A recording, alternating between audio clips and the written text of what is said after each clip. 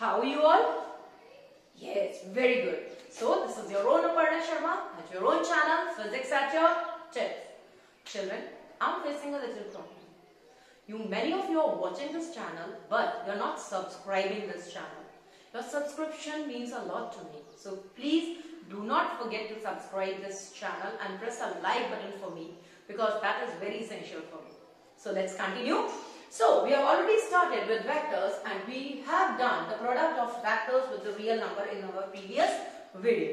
Today we will be continuing with the vectors only. I'll take a quick revision of vectors. What are vectors? The quantities which requires magnitude as well as direction for their complete description are known as vector quantities. उन्हें हम क्या कहते हैं? We call them as vector quantities. So today I am going to start with addition of vectors. Children, addition of vectors करना बहुत मस्त है. उसका कारण है vectors की प्रॉब्लम ये है vectors cannot be added or subtracted by the direct rules of algebra. जैसे आप कहते हो ना 3 + 4 = 7. इस तरह से आप वेक्टर्स को ऐड नहीं कर सकते क्योंकि वेक्टर्स के साथ ना सिर्फ मैग्नीट्यूड है बट उनके साथ डायरेक्शन भी जुड़ी हुई है. इसलिए आपको वेक्टर्स को थ्रू वेक्टर अलजेब्रा ऐड करना है. तो आपको ध्यान रखना है. जैसे first case, if you are being given two vectors to add which are acting along the same line, they are acting along the same line. यदि आपको इन वेक्टर्स को ऐड करना है, then in that condition children, what do? You take vector 1 and from the head of the vector 1 you add vector b and you make it resultant r, where r is equal to a plus b. This is the best and easiest way. How can we add a vector? How can we add a vector? यदि हमें vector same line में दिए हैं तो हमें कभी problem नहीं होती है. हम एक के हेड से दूसरे का टेल जोड़ते हैं and we make it a common vector and we say इन दोनों का रिजल्टेंट ये है. एक बार मैं रिजल्टेंट को दोबारा से बताना चाहूंगी. What is resultant? रिजल्टेंट का मतलब ये होता है कि आप एक्चुअली इन दो वेक्टर्स को हटाइए और एक वेक्टर लगाइए जो वो पूरा काम कर दे जो वेक्टर ए और वेक्टर बी कर रहे हैं. मतलब आप अपनी तरफ से कोशिश कर रहे हैं, कर लो मुट्ठी में दुनिया मुट्ठी. तो आप चाह रहे हो कि कम से कम वेक्टर्स लगे लेकिन काम वही हो जाए, कम से कम मेरा इनपुट हो जाए, काम वही हो जाए. तो अब आप क्या करोगे? इन दोनों वेक्टर्स को हटाओगे, आप अकेला एक वेक्टर r जो आपका बना है उसे आप लगाओगे और आप क्या करोगे? You will make vector r which will be the resultant of a and b. Similarly, अब आपके साथ कुछ और बात भी तो हो सकती है. मैंने आपको वेक्टर ए ऐसे दे दिया और वेक्टर बी ऐसे दे दिया. इस केस में हम मान के चलते हैं कि इन दोनों वेक्टर्स के बीच का एंगल 0 डिग्री है. इस केस में हम मान के चलते हैं इन दोनों के बीच का एंगल 180 डिग्री है. ठीक है बेटा? राइट. अब आप क्या करोगे? ये आपके पास वेक्टर बी है. आप सबसे पहले इन दोनों में से जो वेक्टर आपका छोटा है उसका नेगेटिव वेक्टर बनाओ. तो आपने क्या किया? मेरे पास क्योंकि वेक्टर ए छोटा है तो मैंने उसका नेगेटिव वेक्टर बना लिया. राइट. उसके बाद मैंने वेक्टर बी लिया और वेक्टर बी की टेल से मैंने vector A connect -a connect कर लिया.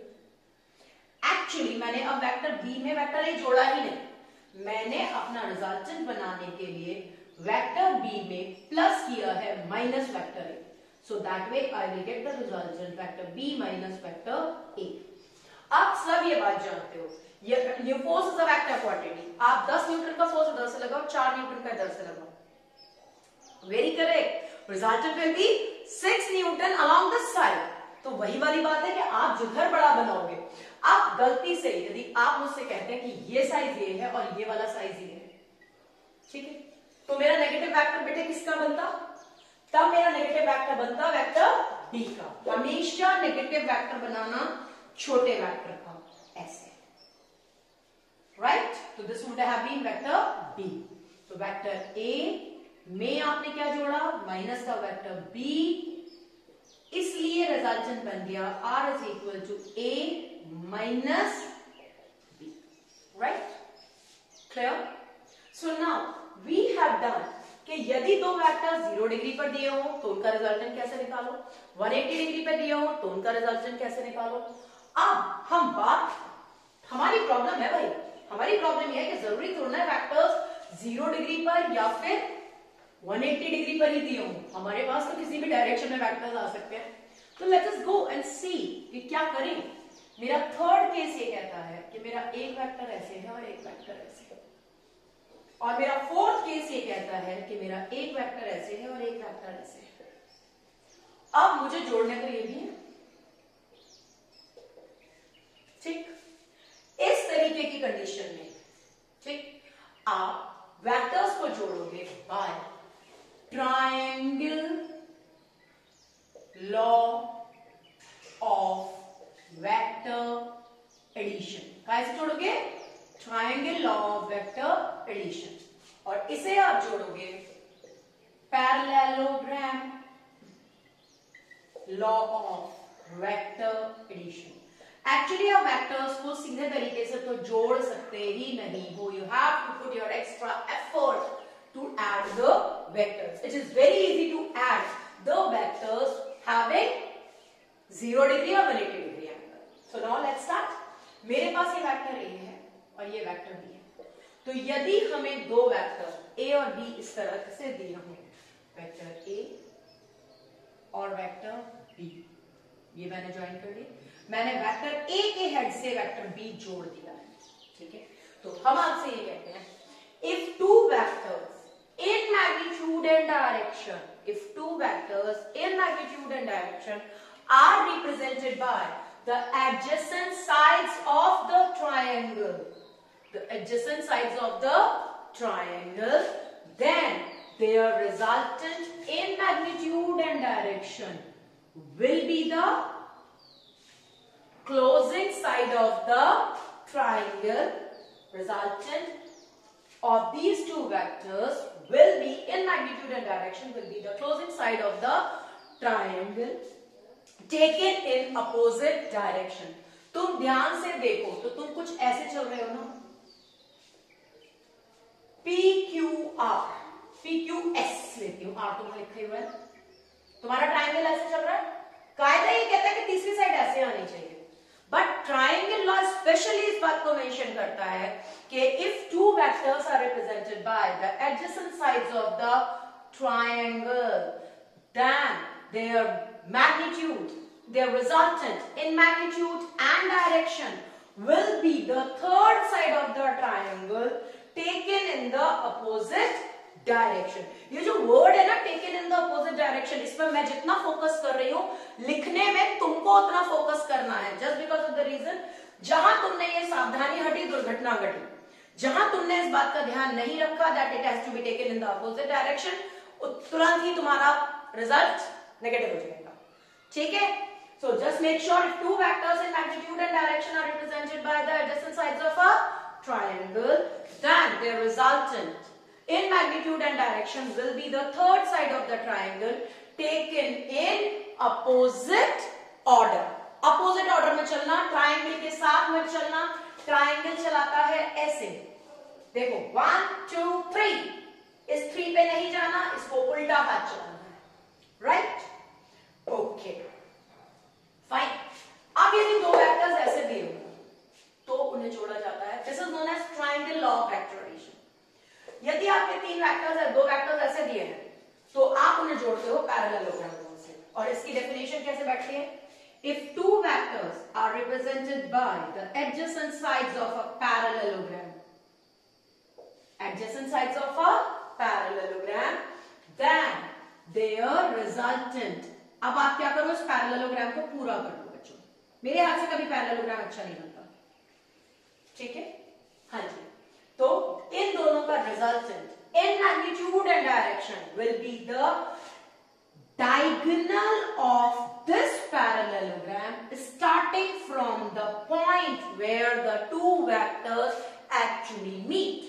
दोबारा अब मैं बहुत अच्छी तुम्हारी वाली भाषा में बताती हूँ, यदि आपने दो वेक्टर्स ऐसे जोड़े हैं कि वो दो vector adjacent sides of parallelogram पे आ गए हैं, पहले तो पैरेललोग्राम पूरा किया, इन दोनों का resultant will be the diagonal of the parallelogram, और डायगोनल तो दो हो सकते हैं ना पैरेललोग्राम का, हमें वो डायगोनल लेना है जो उसी पॉइंट से स्टार्ट हुआ हो जहां दो वेक्टर्स एक्चुअली एक दूसरे को मिले थे. Then this will be known as the resultant of vector A and vector B. This will be known as the resultant of vector A and vector B.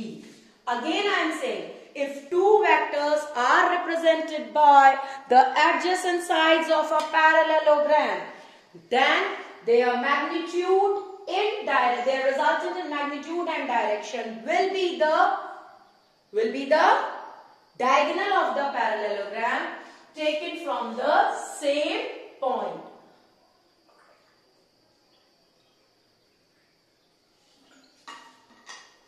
Right? Now children, after parallelogram, last but not the least comes polygon. Now, what does polygon law stand for? Polygon law stands for, यदि मेरी problem ये है कि यदि मेरे पास दो से ज्यादा वेक्टर्स आ जाएंगे जोड़ने के लिए, जैसे मैंने ऐसे दे दिया, प्रॉब्लम ये आ रही है मुझे, सब इतर वितर हैं, कैसे जोड़ूं?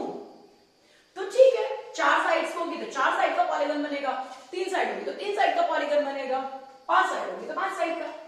If two or more than two vectors are represented by the adjacent sides of a polygon A B C and D. तो ध्यान से देखो, लगभग मैंने वही डायरेक्शंस ले ली है. ठीक है, अब बात क्या आ गई, ये साइड खुली रह गई ना, खुली रह गई, तो देयर रिजल्टेंट, इन तीनों का resultant will be the closing side of the polygon taken in opposite direction. देखो, आप पॉलीगन के लिए ऐसे जा रहे थे, सडनली आपने अपना रास्ता छोड़ा और आप ऐसे हो गए, तो टेकन इन अपोजिट डायरेक्शन. तो again you can say R is equal to A plus B plus C plus D, right? If two or more than two vectors are represented by the adjacent sides of a polygon, then their resultant in magnitude and direction will be the closing side of the polygon taken in the opposite direction.